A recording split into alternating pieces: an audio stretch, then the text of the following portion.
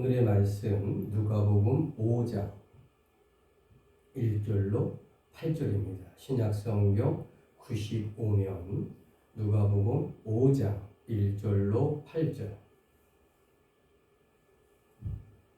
우리가 몰려와서 하나님의 말씀을 들을세.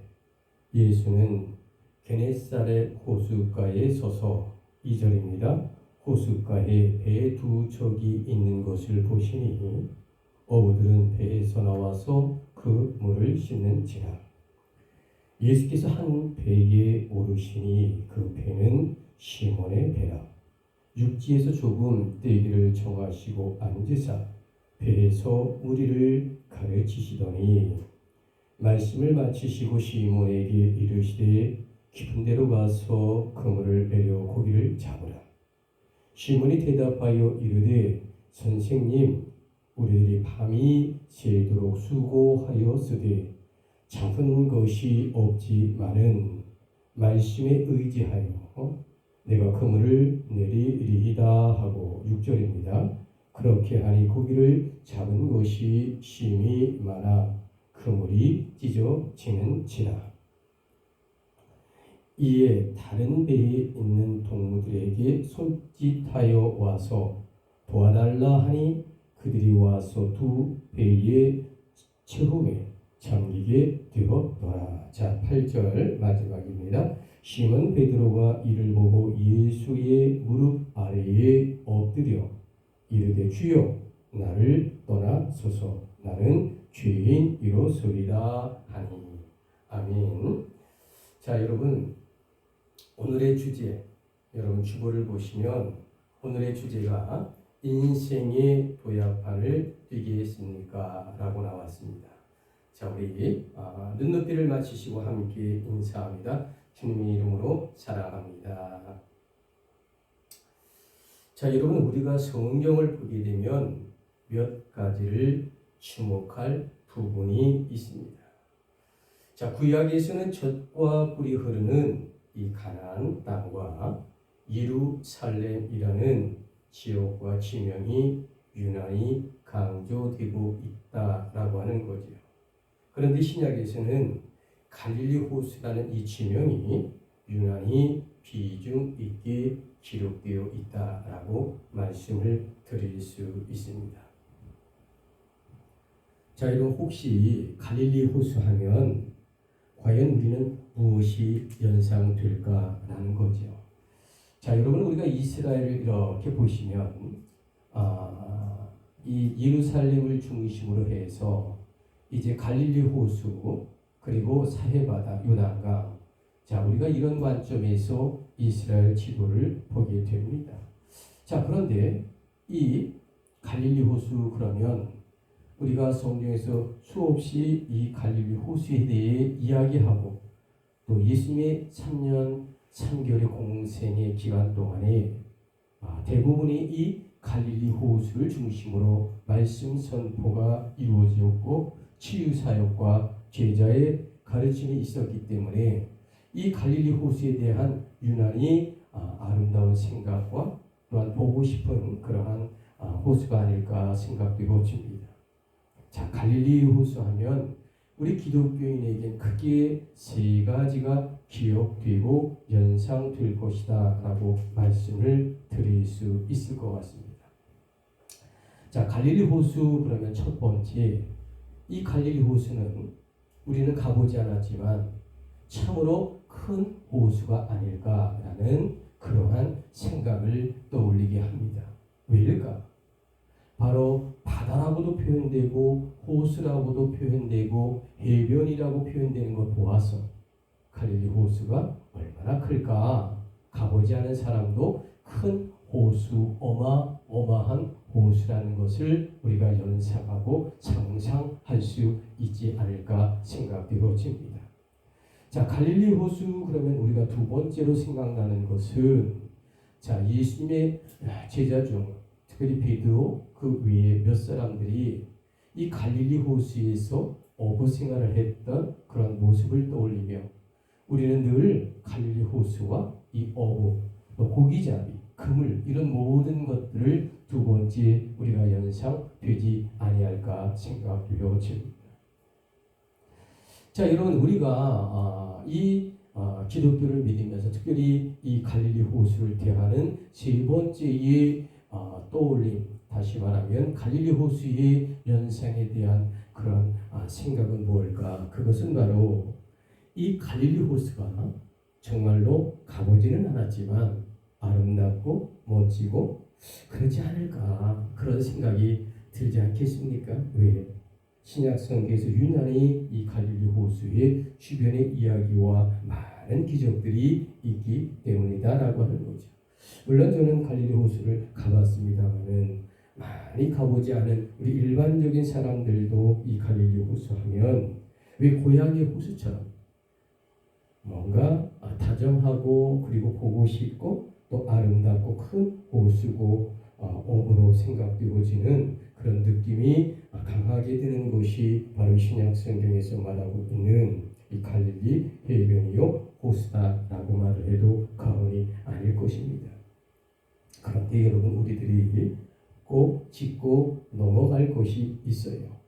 자, 그토록 유명한 갈릴리 호수, 이스라엘의 과거와 현재의 젖줄이며 생명의 호수라고 말씀을 드릴 수 있는 이 갈릴리 호수. 자, 그런데 여러분, 이 갈릴리 호수는요, 구약 성경에서 말하는 것과 신약 성경에서 말하는 이 갈릴리 호수의 이 지명에 대한 이야기가 조금 다르게 표현됐다라고 말씀을 드릴 수 있습니다. 자, 여러분, 구약을 보시면 이 갈릴리 호수, 자, 이제 폭이 13km, 길이가 22m, 굉장히 큰 호수라고 말씀을 드립니다. 아마 속초 시내의 전체의 한 절반 가까이 되지 않을까, 그렇게 큰 호수가 이 갈릴리 호수인데, 자, 구약 성경에서 이 갈릴리 해변을 긴네렛 못 또는 큰 바다라고 이렇게 많이 불렀다라고 성경은 기록되어 있죠. 자, 신약에 와서 우리 갈릴리 호수는 조금 다르게 성경에 기록되어 있습니다. 첫 번째 신약에서는 갈릴리 해변이라고 기록이 되어 있고요. 두 번째, 이 신약에서는 게네사렛 호수라고도 표현되어 있고요. 세 번째 신약에서는 디베랴 바다라고 표현되어 있는 이 갈릴리 호수, 총 5가지로 불려지는 이 갈릴리 호수는 이렇게 구약과 신약에 따라서 각기 다르게 불려지고 있다라고 말씀을 드릴 수 있습니다. 어쨌든 여러분, 오늘의 성경 본문의 바이블 텍스트 누가복음 5장의 이야기란 예수님께서 이 고기잡이 베드로를 제자로 부르시는 장면, 자, 그것이 어떤 곳인가? 바로 갈릴리 해변이요 갈릴리 호수였다라고 말씀을 드릴 수 있는 겁니다. 자, 여러분, 오늘 누가복음 5장 1절로 8절의 그 유명한 말씀을 통해 우리는 베드로는 사실 어떤 성향의 사람이었을까라고 하는 것을 한번 묵상해 볼 필요가 있지 않을까 생각되어집니다. 여러분, 베드로란 첫 번째, 뼛속 깊이 청지기 어부였던 사람이다라고 말씀을 드립니다. 자, 베드로는 사실 어떤 성향의 사람이었을까? 둘째로는 2000년 당시 이 베드로는요, 그 동네 갈릴리 해변에서 그리 부족하지 않은 삶을 살았던 것으로 보여집니다. 뭐 엄청 부자는 아니에요. 그러나 밥을 먹는데 그렇게 부족하지 아니한 그러한 삶을 그가 사는 사람이다라고 추측이 되어지고요. 자, 여러분, 베드로란 사실 어떤 성향의 사람이었을까? 세 번째가 중요한데 늘 진리에 대한 갈망으로 세례 요한과도 교류하는 사람이었다라는 관점에서 우리가 주목해 볼 필요가 있습니다. 자, 그러한 성향을 갖고 있는 이 베드로, 그런 베드로가요 어느 날 기적적으로 예수님을 만났다. 그것이 바로 누가복음 5장 1절로 8절의 그림 같은 이야기를, 영화 같은 이야기를 오늘 이 본문은 이야기하고 있다라고 하는 거죠. 자, 오늘 본문의 바이블 텍스트 누가복음 5장 4절을 보시기 바랍니다. 말씀을 마치시고 시몬에게 이르시되 깊은 데로 가서 그물을 내려 고기를 잡으라 라고 말씀하고 있습니다. 자, 여러분, 우리가 2000년 전 이 베드로를 생각한다면 그는 과연 무엇을 꿈꾸는 사람이었을까? 자, 여러분, 누구나 꿈을 꾸잖아요. 누구나 자기만의 갖고 있는 비전의 꿈이 있습니다. 자, 2000년 전 베드로의 비전과 꿈은 무엇이었을까? 첫 번째로 그 당시 2000년 전에 로마 제국의 지배하에 이 이스라엘과 갈릴리 이 고기잡이 직업을 갖고 있는 이 베드로를 피해갈 수 없었습니다. 그래서 베드로는요, 고기를 열심히 잡습니다. 그리고 그를 시장에 내다 팔습니다. 그런데 여러분, 이 고기잡이를 한다라고 하는 것, 그 어떤 것보다 현금이 바로바로 돌아갈 수 있는 직업입니다. 그러므로 말미암아 베드로는 세리장들에게, 로마에게 세금을 꼬박꼬박 바쳐야만 하는, 한마디로 말하면 수탈을 당해야 했던 현실적인 그러한 삶 속에서 그가 꿈과 비전이 어떠했을까? 자, 여러분, 2000년 전에 이 베드로를 생각한다면 그는 과연 무엇을 꿈꾸고 바라는 사람이었을까? 두 번째는 늘 메시아를 갈망하였기에 이 선지자에 대한 관심이 유난히 많은 사람이 누구였을까? 베드로였다라고 말씀을 드릴 수 있습니다. 그는 어부였지만 늘 이 선지자와 메시아에 대하여 그리고 세례 요한에 대하여 늘 관심과 그리고 그분들의 삶의 모습을 늘 그리워하며 그리고 존중하고 기다리는 귀한 그런 어부였다라고 말씀을 드립니다. 자, 여러분, 우리가 이 2000년 전 베드로를 생각하며 그는 과연 무엇을 꿈꾸는 어부고 사람이었을까? 세 번째는 나를 빼앗긴 울분과 현실의 삶에 대한 괴리감으로 고민이 적지 아니했다라고 말씀을 드릴 수 있습니다. 자, 여러분, 지도를 다시 한번 보시면, 자, 이 갈릴리 호수는요, 주변이 그렇게 높은 산이 별로 없어요. 한마디로 말하면 이 좀 널찍한 평야의 구릉지대에 아주 어마어마한 호수가 있게 되는 것이죠. 자, 여러분, 여기에 살고 있는 어부와 농민들은요, 그렇게 다른 곳보다 수출이 이렇게 없지 않은 곳입니다. 다시 말하면 여기는 국경지대가 가까운 곳이에요. 그러니까 로마 제국에 대한 반발심이 있는 열심당이 살기가 좋은 곳이죠.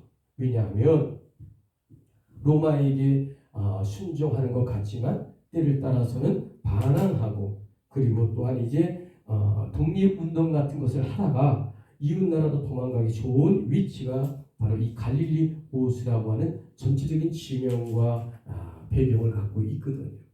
자, 그렇기 때문에 여러분, 그는 이 나라를 빼앗긴 울분과 현실의 삶에 대한 괴리감으로 늘 고민이 많은 어부였지 아니했을까라는 생각이 든다는 거죠. 자, 여러분, 2000년 전 이 베드로라고 하는 사람 과연 어떤 꿈을 꾸는 비전의 사람이었을까? 자, 여러분, 네 번째는 그럼에도 불구하고 그는 한시도 도전과 개척 정신을 잃지 아니한 어부였다라고 말씀을 드릴 수 있습니다. 왜냐하면 그가 예수님의 부르심에 조금도 주저하지 않고 제자의 길을 따랐던 것을 보게 되면 그 정답은 확실하다라고 말씀을 드릴 수 있습니다. 자, 여러분, 이제 막 2024년의 한 해가 시작된 이 한 해가 과연 어떠한 한 해가 진정 우리에게 다가오고 또 펼쳐지고 또 진행되어야 할까요? 그것은 실패 없는 삶이 아니라 끊임없이 도전하는 2024년의 한 해가 아름답지 않겠습니까? 뭔가 도전하고 꿈을 갖고 어렵고 힘들고 시련이 올지라도 우리는 늘 도전하는 그러한 한 해, 그러한 희망의 새해가 되어야 하지 않겠느냐라고 하는 겁니다. 여러분, 그것이 바로 영적인 성공을 인도하는 지름길이다 라고 말씀을 드릴 수 있는 겁니다. 오늘의 이 성경, 이 바이블 텍스트 누가복음 5장의 영적인 비밀이란 이 베드로가 보여주고 있는 도전과 개척 정신의 그 숨은 비밀의 영적 이야기가 가득하다라고 말씀을 드릴 수 있습니다. 자, 여러분, 오늘 주보를 보시면 오늘의 주제 인생의 도약판을 위겠습니까? 라고 하는 것 아닙니까? 자, 인생의 도약판을 위겠습니까? 첫째는 실패를 새로운 도전의 계기로 삼아야 한다라는 말씀을 드립니다. 자, 여러분, 베드로의 장점이란 과연 무엇이었을까?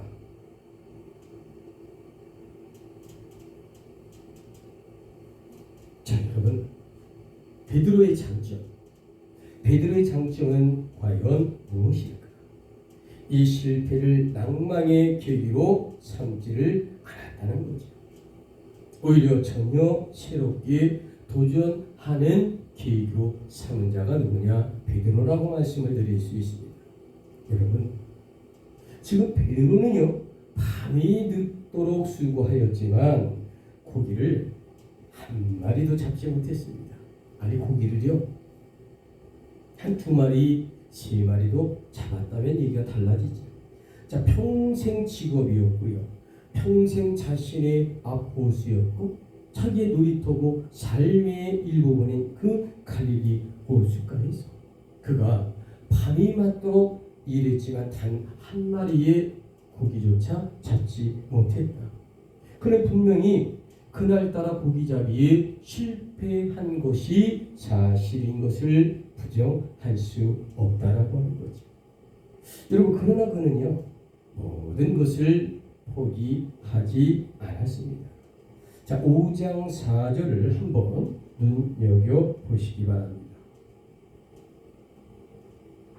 자, 예수님의 명령 한마디에 베드로가요, 순종합니다. 아니, 예수님의 방법으로 새롭게 도전을 하였다라고 말씀을 드릴 수 있습니다. 그런데 여러분, 멋진 성공을 그가 거둡니다. 어떻게? 실패를 밑거름으로 삼아 도전하는 사람 결국은 성공할 수밖에 없어요. 여러분, 그래서 실패를 성공의 아버지라고 부르는 이야기가 있지 않습니까? 그래요, 여러분. 자, 여러분, 어느 화사한 봄날에 소풍을 나간 호기심 많은 세 마리의 개구리가 있었다라고 합니다. 자, 세 마리가 친구 세 마리의 개구리가요, 벌짝벌짝 뛰면서 이제 봄날에 세상 나들이를 나가는 것입니다. 자, 나란히 벌짝벌짝 뜁니다. 자, 조그만 구렁을 넘어서 가보니까요, 목장 청원지대가 펼쳐지고요, 그리고 큰 연못이 있고 또 작은 건물들이 있고 또 그런 곳에 도달을 했습니다. 마음껏 뛰놀고요, 즐겁게 행복하게 봄날을 즐기는 우리 이제 개구리 친구들이 있었어요. 자, 그런데 나란히 줄을 서서 벌짝벌짝하고 이제 뛰어가는 심정으로 그들이 마음껏 뛰고 달렸어요. 자, 그러다가 여러분, 어느 큰 이 플라스틱 이 우유통에 그만 그들이 빠지고 말았다는 거죠. 아이고, 이거 정말 큰일 났네. 이제는 아무리 헤엄을 쳐봐도 그 우유통에서 나갈 수 없어요. 여러분, 이 세 마리 개구리들이요, 탄식하며 살려달라고 아우성을 쳤다라고 하는 겁니다. 그런데 아무 소용이 없었다는 거죠. 이윽고 맥이 빠져서 그만 지쳐버렸어요. 세 마리 다. 이제 세 마리 개구리가 아무리 이제 궁리를 해도 밖으로 나갈 수 있는 방법이 하나도 없었다라고 하는 거죠. 여러분 지금 그런데 위기에 빠진 이 친구 세 마리의 개구리의 생각들이 일치하지 않고 각기 다른 생각들을 하기 시작합니다. 여러분 첫 번째 개구리가 어떤 말을 했을까? 모든 것은 하나님의 뜻입니다. 하나님이 원하시면 기적이라도 일으켜서 살려주실 수 있을 것이다. 내가 할 일이란 오직 기도뿐이다. 여러분 첫 번째 개구리는 이렇게 생각했어요. 또 그것이 영적인 생각이라고 생각했습니다. 그래서 그는 그 개구리는요, 기도만 하고 다리를 꼬고 앉아 아무런 노력도 하고 있지 않았다는 겁니다. 결국 여러분 이 개구리도요, 우유 속이나 물 속에 한없이 빠져서는 여러분 살 수가 없습니다. 여러분 개구리가 아무리 물에 좋아도요, 물 속에 오래 있지 못합니다. 당연히 우유통도 그렇죠. 계속 움직이고요, 빠지지 말아야 합니다. 그런데 개구리는 결국 지치고 그 우유통에 빠져 결국은 힘없이 첫 번째 개구리가 죽고 말았다는 거죠. 자 여러분, 힘없는 두 번째 이 개구리가 이야기합니다. 왜 내가 이 지병에 빠졌을까? 평소에 잘못한 것이 나는 없는데, 그리고 하나님을 배반하지도 않았는데, 기도도 열심히 했는데 왜 내가 이런 불행을 겪을까? 지금 생각하니 죽음을 눈앞에 두고 하나님이 원망스럽군 하며 한탄을 했다는 거죠. 이 우유통에서 기어이 기어나가는 것은 어림도 없는 일이야. 여러분 이 개구리가 비관만 하다가 절망 속에 힘이 빠져 그 우유통에서 그도 첫 번째의 개구리와 같이 그만 죽고 말았다는 이야기입니다. 자 여러분, 이제 두 마리의 친구 개구리가 죽었어요. 자 이제는 한 마리의 개구리, 아라비아 숫자로 말하면 세 번째 개구리만 이제 간신히 살아남아 있었다라고 말씀을 드릴 수 있습니다. 세 번째 개구리가 말을 합니다. 이거 참 낭패인 것. 하지만 반드시 살아날 길이 있지 않을까. 내가 열심히 믿고 희망을 가지고 노력하면 하나님은 나를 도와주실 거야. 내게 뒷다리가 둘이 달려 있어 아직 헤엄칠 수 있으니 정말 감사하지 않을까? 이렇게 생각하고요. 내가 하나님께 기도해야 되겠다. 그래서 간절히 기도한 이 세 번째 개구리는 코를 우유 밖으로 내놓은 채 천천히 기도하면서 헤엄치면서 버티기로 한 거죠. 자, 기도만 하고 그가 기도하는 것이 아니라 하나님께 간절히 기도한 이 개구리는요, 끊임없이 자기 노력으로 살려고 계속 이제 헤엄을 치고 다리를 뻗고 그러며 움직이기 시작했다라고 하는 거죠. 자, 그러는 동안에 시간이 지납니다. 뭔가 조금 단단한 것이 얼마간의 시간이 지나니까 부딪히는 거예요. 아무튼 이 개구리는요, 그것을 붙잡고 편히 쉴 수가 있게 됩니다. 그리고 놀랍게도 시간이 지남에 따라서 단단하게 굳어진 그 위에 두 다리를 버틸 수 있어서 가까스로 그가 그 우유통 바깥으로 나올 수 있었다라는 거죠. 한마디로 말하면 기적입니다. 어떻게 죽음의 그 큰 플라스틱 우유통에서 그가 어떻게 살아날 수가 있었을까? 기도의 힘일까? 아니죠. 첫 번째 친구도 개구리도 죽었지만 기도했어요. 근데 세 번째가 어떻게 이 친구는 살아날 수 있었을까?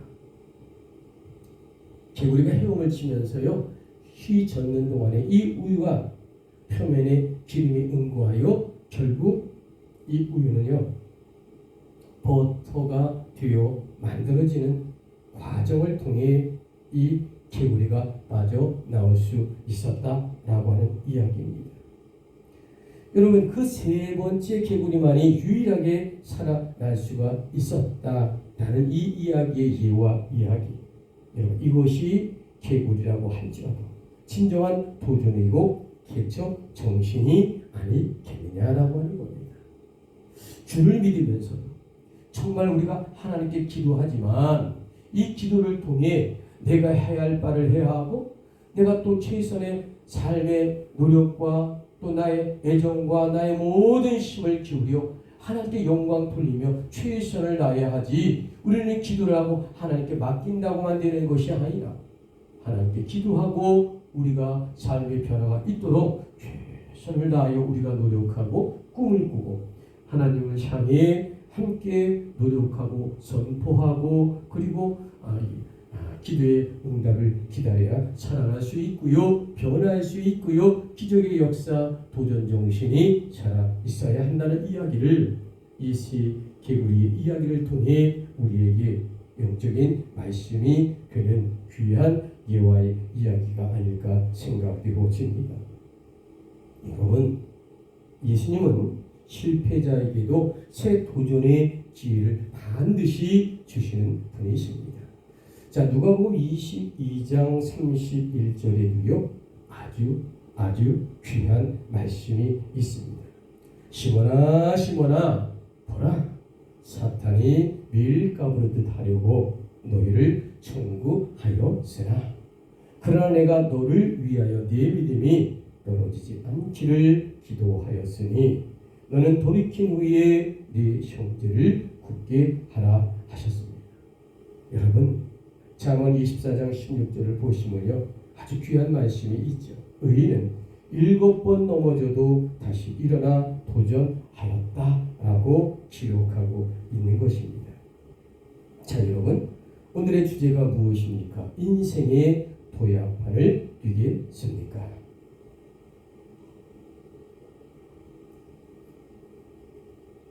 자, 여러분, 인생의 도약판을 뛰겠습니까? 두 번째, 성공을 새로운 도전의 계기로 삼아야 한다라는 말씀입니다. 자, 베드로의 장점 중에 또 하나가 있다면 그것은 과연 무엇일까? 그것은 그가 성공을 새로운 도전의 계기로 삼았다라고 말씀을 드릴 수 있습니다. 여러분, 그는 예수님의 명령에 순종함으로 즉각적인 성공을 얻는 그런 인물입니다. 자, 5장 5절, 시몬이 대답하여 이르되 선생님, 우리들이 밤이 새도록 수고하였으되 잡은 것이 없지만은 말씀에 의지하여 내가 그물을 내리리이다 하고,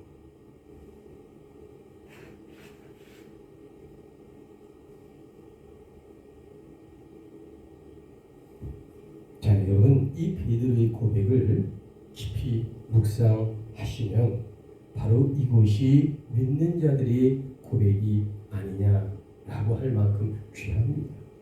2000년 전 이 베드로의 이 고백 속에는요 주의 성령이 임했을 겁니다. 왜냐하면 주의 성령이 함께 하지 않고는 이런 영적인 주옥 같은 고백을 도저히 나올 수가 없기 때문이다라고 말씀드립니다. 여러분, 그래서 그가 작은 고기와 배까지 모두 버려두고 즉시 예수님을 따랐다라고 하는 것. 여러분, 이것이 성령의 은총과 하나님의 은혜가 아니면 가능할 수 없죠. 자, 빌립보 3장 13절에는요 궁극적인 성공이란 앞을 향하여 계속 도전한다라고 기록하고 있습니다.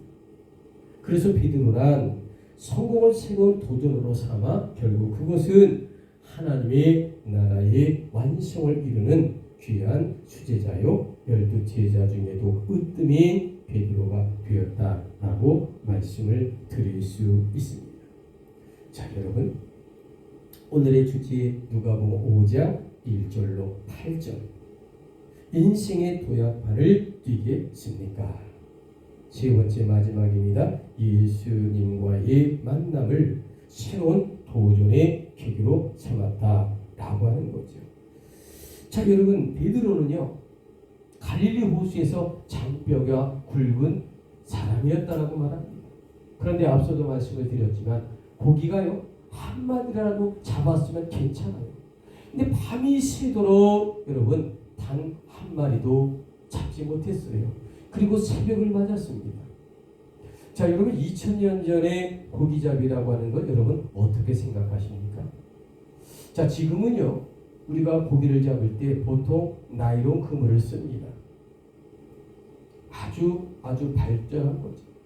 자, 여러분 2000년 전에 그물이라고 하는 것은요 나일론이 없었어요. 자, 그렇기 때문에 우리 아무리 기술 좋은 이 그물을 만들어도요 고기들이 그 그물을 다 피해갑니다. 한마디로 말하면 지금처럼 과학적인 이 나일론이나 여러 가지 소재의 그물이 없던 시절입니다. 자, 그렇기 때문에 이 자연에서 그물을 만들어야 하기 때문에 고기들이 그물에 잘 잡히지 않습니다. 그래서 2000년 전에 그물을 통해 고기를 잡았다라고 하는 것은요 물고기가 앞을 볼 수 없이 잠을 자는 주로 밤중에 갈릴리 호수에 나가서 어부들이 그 원시적인 그물을 던져 이 물고기를 잡았죠. 잡은 게 아니라 엄격하게 말하면 잠든 고기를 덮어 씌워 건져냈다라고 하는 표현이 더 맞을 겁니다. 그러니까 이 밤중에 깜깜한 밤중에 왜 베드로가 갈릴리 해변에 가서 밤새도록 고기를 이제 끌어올리려고 했을까? 그것은 그물의 이 기술적인 수준 때문이었다라고 말씀을 드려도 과언이 아닙니다. 밤이 새도록 일했어요. 밤새도록 이제 눈이 먼 그러니까 잠든 고기들을 잡으려고 그 원시적인 그물을 갖고 그가 노력했고 원신했고 정말로 노력했지만 단 한 마리의 고기도 눈먼 고기도 그가 잡아낼 수 없는 그 하루의 아침을 그가 맞이했어요. 자, 여러분 그렇다면 베드로의 자존심이 과연 어떠했을까? 여러분 한번 상상해 보십시오. 베드로의 상심과 낙담은 하루만이 아니라 그의 자존심을 많이 상하게 했지 않았을까 생각해 보십니다. 그런데 무엇보다도 베드로가 새롭게 도전하는 계기가 이제 생기잖아요. 그것은 뭘까? 그가 예수님과 만났다라고 하는 겁니다. 아무리 그가 실패와 성공을 잘 활용할 줄 안다고 해도 예수님과의 만남이라는 이 새로운 도전의 계기로 삼았기에 그의 인생은 완전히 바뀌고 영적으로 거듭나고 하나님 나라의 귀한 영향력을 발휘하며 정말로 제자 중에서도 으뜸이 되는 귀한 역사가 일어나는 거죠. 자, 여러분 예수님과의 만남 모든 사람에게 변화의 도전이 될 수 있습니다. 특별히 우리도 예수님을 만남으로 하나님과 자녀가 되고 십자가 보혈의 증인이 되는 것 아니겠습니까? 특별히 우리 기독교인들은 예수님과 만난 사람입니다. 아멘이십니까? 그래요. 자, 우리 성경을 통해서 우리가 한번 예수님과의 만남과 기적에 대해서 우리가 한번 생각을 해봅시다. 자, 우리 이 마가복음 5장을 보게 되면 자, 어떤 이야기가 나올까? 이 갈릴리 호수의 맨 꼭대기 장육지역에 가면 가버나움이라고 하는 곳에서 이야기가 출발합니다. 마가복음 5장에 등장하고 있는 이 12해 초육병을 앓는 여인이 예수님이 이제 그곳에 와 말씀을 전할 때 몰래 뒤편에 와서 예수님을 만나 옷자락을 잡아 끕니다. 왜 그럴까? 예수님을 만나 옷 한번 잡아보면 내 12년의 고통을 준 이 혈육병이 나을 것이라고 하는 자기 스스로의 믿음의 이 결단을 통하여 그 군중을 해주고 그가 예수님을 만나자 알리지 않고 뒤에서 살짝 옷을 잡아 끌었습니다. 자, 여러분 예수님께서는 이걸 아시잖아요. 자, 여러분 이 혈육병이라는 것은 여러분 얼마나 고통스러울까? 그 여인에게 죽음만큼 고통스러웠을 겁니다. 오직하면 예수님의 옷자락을 만지며 낫기를 소원했다라고 하는 거죠. 믿음입니다.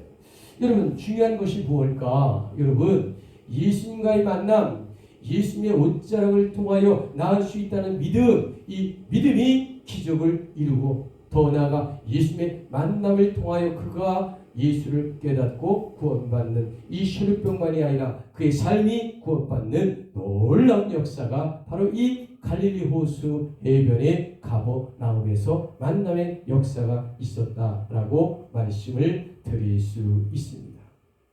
자, 두 번째 하나 소개해 드릴까요? 자, 누가복음 19장 보시면 이 사해바다 맨 위쪽에 여리고라고 하는 지명이 있죠. 자, 여리고 성으로 유명했던 이 여리고, 자, 이곳에 예수님이 지나갑니다. 많은 사람들이 예수님을 애워싸고 말씀과 치유의 기적을 상상하지요. 자, 여러분, 그런데 자, 삭개오라는 세리장이요, 키가 작으니까 예수님 만날 수가 없잖아요. 예수님을 배울 수가 없어요. 그러니까 그가 나무 위로 올라갑니다. 과거의 성경에는 이 나무가 뽕나무라고 표현했지만 지금 우리가 보는 성경에는 돌감람나무, 돌무화과나무 뭐 이렇게 표현합니다만 어쨌든 이 여리고성에서 이 돌무화과나무 이제 이 나무 위에서 예수님을 이제 내려다봅니다. 그러니까 예수님이 이미 벌써 영적으로 아시죠. 그의 마음도 아시죠. 삭개오야, 나무에서 내려오거라. 내가 오늘 너희 집에 유하겠노라.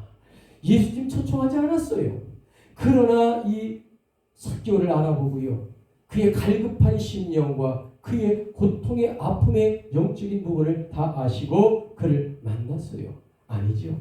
적어도 삭개오가 예수님을 만나려고 했던 마음의 의지가 있었지요.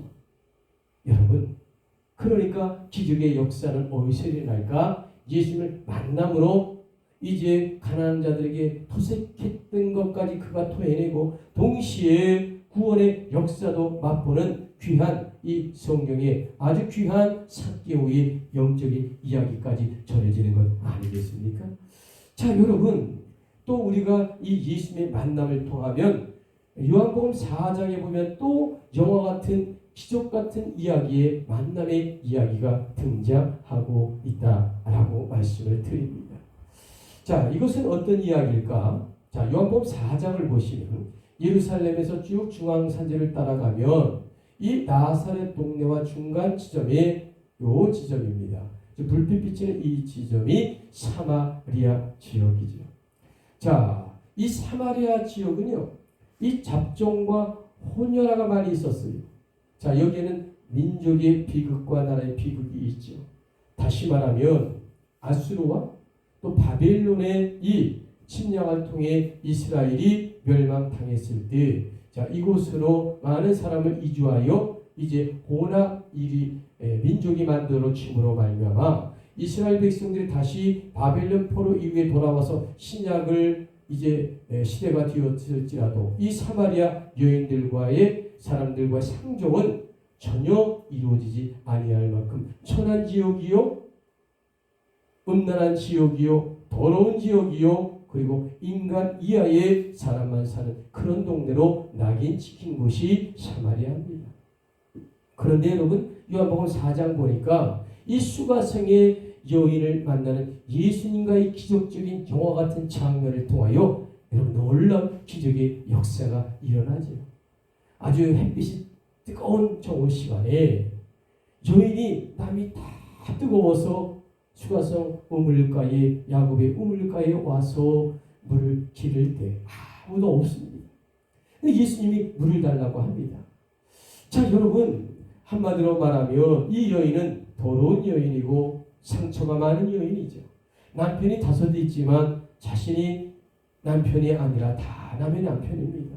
그런데 영적으로 그가 예수님과의 대화 중에, 만남 중에 메시아인 것을 깨닫고 이제 예수 그리스도를 깨닫고 그가 너무도 기뻐 온 동네 나가며 하나님 예수 그리스도 그리고 이 메시아임을 그가 영적으로 깨달아 그의 삶과 그의 모든 것이 변하는 놀라운 기적의 역사가 요한복음 4장의 예수님과의 기적적인 만남을 통해 우리 성경은 이야기하고 있다라고 하는 겁니다.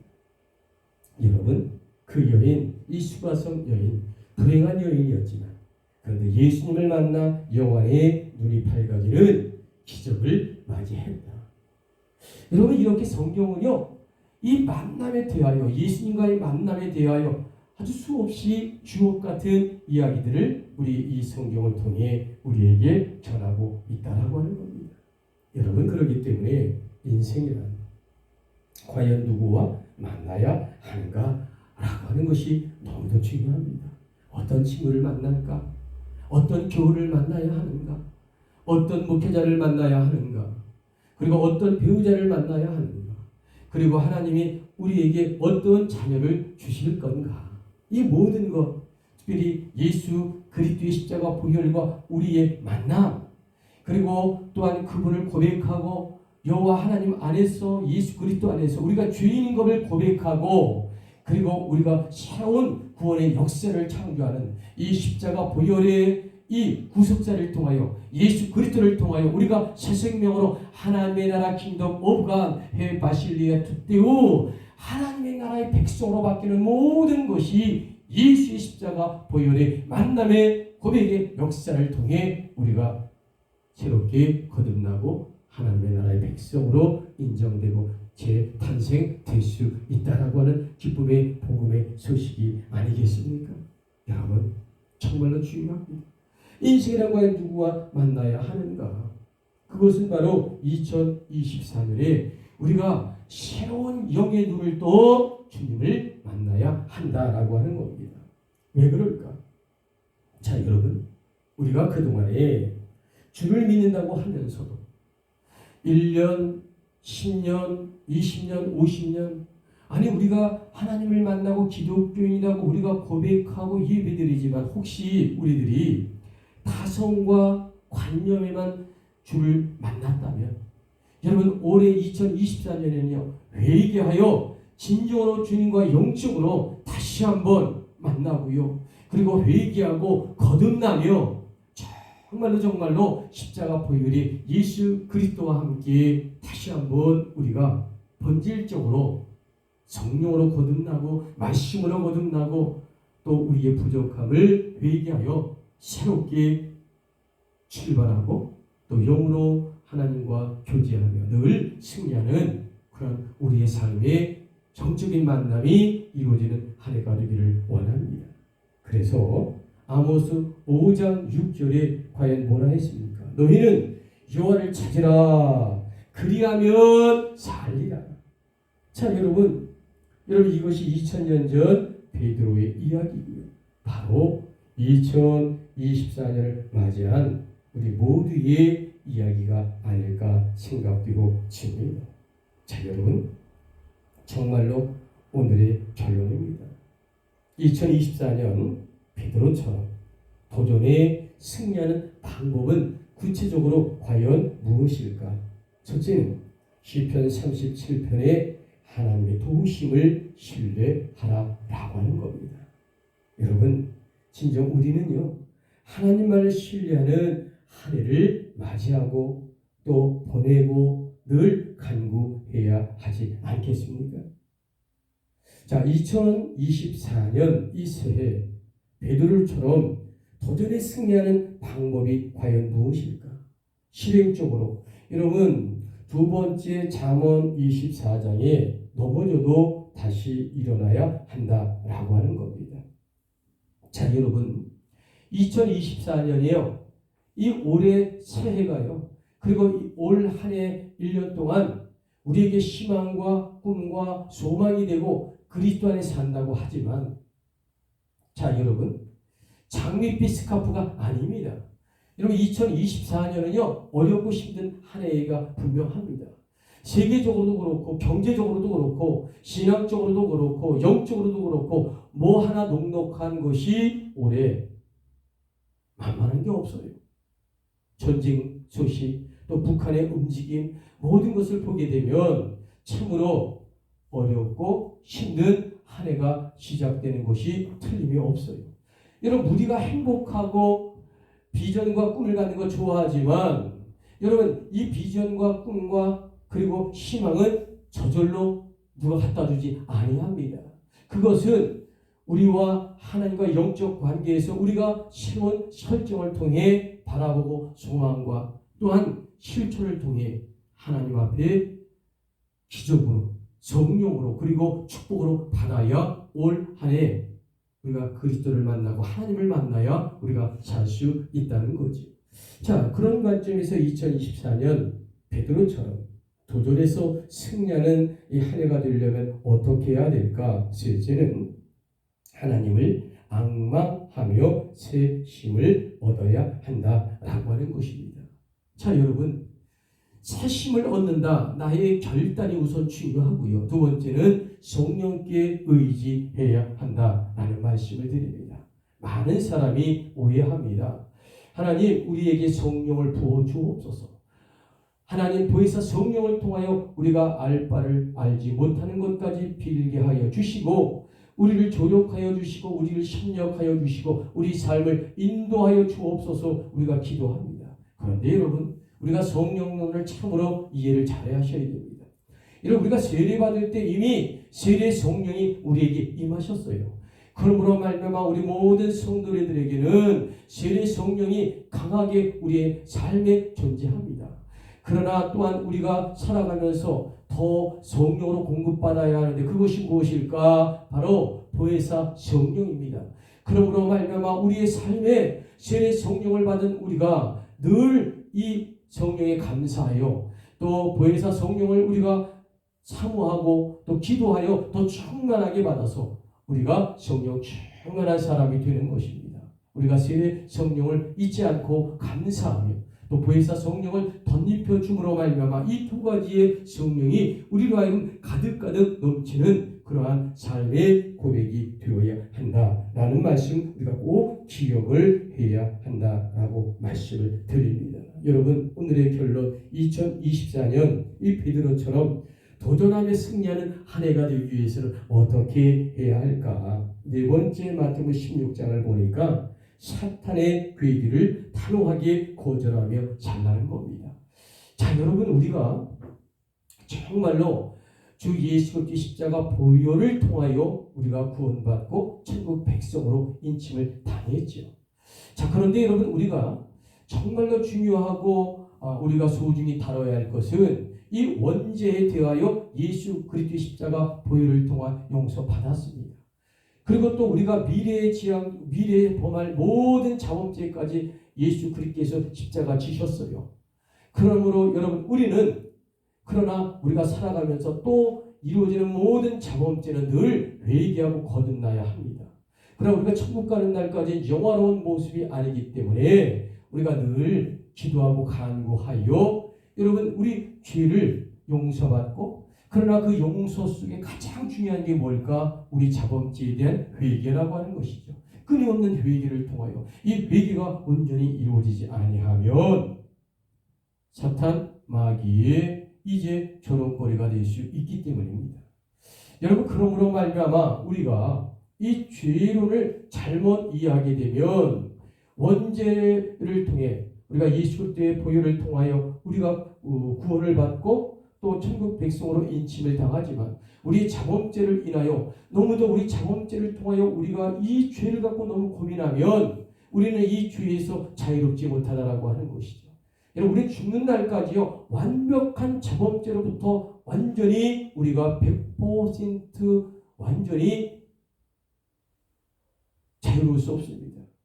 그러므로 말미암아 우리는 죽는 날까지 혹시라도 우리가 자범죄를 범한다면 회개하고 거듭나고 하나님께 의지하여 반드시 회개하고 그러나 우리가 주님이 우리를 구원해 주셨고 십자가 보혈로 우리의 천국 백성 되심을 자신감 있게 누리고요. 그리고 또한 이 세상에 살아갈 때 이 기독교의 삶과 그리고 구원의 역사 그리고 회개해야 함의 이 원리를 잘 알아야 이 죄론에 대하여 얽매이고 또 강요당하는 그런 어리석은 자가 되지 아니한다라고 하는 거죠. 우리 죄를 갖고 우리를 얽고 매는 그러한 이야기가 얼마나 많은지 모릅니다. 어쨌든 여러분, 중요한 것이 뭘까? 사탄의 권세를 예수 그리스도 이름으로 물리쳐야 한다라는 말씀입니다. 우리는 부족해요. 우리도 죄를 범합니다. 자범죄를. 그러므로 언제나 회개하고 사탄의 계획을 단호하게 물리치는 우리의 이 죄론에 관하여 완벽하게 우리가 이 성경적 근거를 갖고 잘 이 사탄 마귀를 내어쫓고 또 예수 그리스도의 자녀로서의 이 긍지와 자긍심을 갖고 회개하며 거듭나는 삶을 사는 우리가 되어야 한다라는 말씀입니다. 자, 2024년 이 베드로처럼 도전에서 승리하는 마지막 방법 5번째 히브리 6장에 뭐라고 기록되어 있을까? 최후 승리를 소망하며 살라라고 말하는 겁니다. 자, 여러분, 우리가 2024년 이제 막 시작했잖아요. 그런데 올 마지막에 추수감사절 그리고 성탄절에 가서 송구영신 예배 때 2024년에 가서 올 한 해를 결산합니다. 여러분, 1년 12달을 우리가 살아가고 예배하고 하나님께 영광 돌린다고 하지만 그 중간중간에 우리는 낙담도 있고요. 때로는 실망도 있을 것이고 또 우리 스스로가 마음에 안 들 때도 있지 않겠습니까? 그런데 여러분, 결국은 성령 안에서, 말씀 안에서, 순종 안에서 그리고 사랑을 실천하는 우리의 모든 믿음의 삶 속에서 최후적으로 우리는 12월에 우리의 인생과 삶을 결산해 보면 최후 승리를 주님의 십자가 보혈로 소망을 통하여 우리는 이룰 수 있는 그러한 기독교의 삶이 되어야 하고요. 고백되어야 하지 않겠습니까? 여러분, 우리가 1월달 이제 막 시작하고 있는데 아직 우리는 갈 길이 멉니다. 12달까지 가야 돼요. 그러므로 말미암아 우리가 최후의 소망에 승리하고 하나님과 동행하고 주님께 칭찬받는 것을 기대하며 여러분, 우리는 희망을 갖고 어떠한 어려움과 그리고 어떠한 이제 경제적인 것 또 세계 어느 곳에 전쟁이 올지라도 우리는 희망을 갖고 기도하며 하나님의 말씀 안에 거듭나는 놀라운 역사, 인생의 도약판을 뛰고 힘차게 나아가는 그러한 성도의 삶을 살아야 한다라고 하는 겁니다. 우물쭈물하거나 나약하거나 나이가 들었다라고 여러분 힘이 없다고 주저앉으면 안 됩니다. 여러분, 나이가 7, 80이 되고 90이 돼서 뜀박질을 못할지라도 마음에 영적으로는 마음에는 인생의 도약판을 뛰겠다는 이 결단이 필요하고요. 그리고 또한 소망을 가져야 되고요. 그리고 하나님께 간구해야 여러분 우리에게 주어진 2024년 이 한 해가 정말로 희망이요, 기쁨이요, 소망이요, 인생의 도약판을 뛰는 이 놀라운 성령의 마음으로 이 베드로처럼 예수님을 따라가는 그리하여 주님께 칭찬받는 베드로 십자가 보혈의 귀한 그러한 제자가 되었듯이 우리 또한 그렇게 되어야 하지 않겠느냐라고 하는 겁니다. 여러분, 이것이 오늘의 주제, 인생의 도약판을 뛰겠습니까? 라고 하는 것입니다. 거기 2024년에 희망과 꿈이란 누군가 저절로 주지 않습니다. 우리가 개척하는 거예요. 하나님 안에서, 믿음 안에서, 말씀 안에서 우리가 주님께 고백하고 여호와를 찾아 만나고 그분과 함께 꿈을 디자인하고 또 주님의 말씀으로 선포하고 그러므로 말미암아 하나님의 성령을 덧입어 우리가 은혜의 단비를 받으며 한 해를 승리하는 놀라운 역사가 일어날 줄 믿습니다. 여러분, 오직 베드로처럼 주의 부르심이 있을 때 영적 기회를 잡아야 합니다. 여러분, 부디 여러분 인생의 도약판을 뛰겠다는 강한 결심으로 올해도 힘차게 희망을 가져봅시다. 세계 곳곳에 들리는 이야기는 전쟁과 경제적 어려움과 또 우리나라도 여러 가지 어렵고 힘들고 이제 또 국회의원 선거 4월달에 또 이제 총선도 있지 않습니까? 그러나 여러분, 우리 대한민국 희망과 꿈을 갖고 정말로 기도하는 민족, 하나님 앞에 영광 돌리는 민족, 그리고 주님의 때가 가까울지라도 열심히 우리 삶의 현장에서 일을 하고 전도와 선교와 영혼 구원하는 사업에 우리가 올인하고 하나님 말씀에 순종하고 내 이웃을 내 몸과 같이 사랑하며 정말로 우리의 맡겨진 사명을 실현할 때 인생의 도약판을 뛰는 놀라운 희망을 갖고 오늘도 주님과 함께 2024년을 꿈꾸고 디자인하고 선포하는 그런 한 해가 되기를 주님의 이름으로 축복하고 권면합니다. 여러분 축복하고